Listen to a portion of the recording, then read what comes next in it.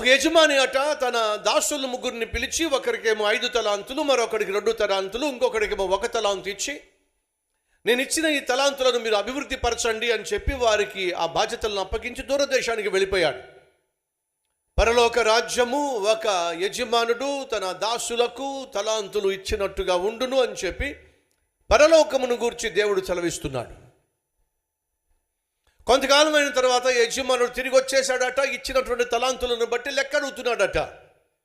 5 తలాంతులు తీసుకున్నవాడు కష్టపడ్డాడు, ప్రయాసపడ్డాడు, వ్యాపారం చేశాడు, మరొక 5 తలాంతులు సమకూర్చాడు. భలా నమ్మకమైన మంచి దాసుడా, అభివృద్ధిని కనుగొన్నవాడిని, ప్రయాసపడి పనిచేసి ఇచ్చిన తలాంతులు రెట్టింపు చేసిన వాడిని దేవుడు చూసి మెచ్చుకున్నాడు.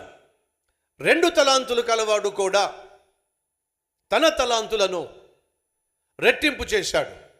దేవుడు యజమాని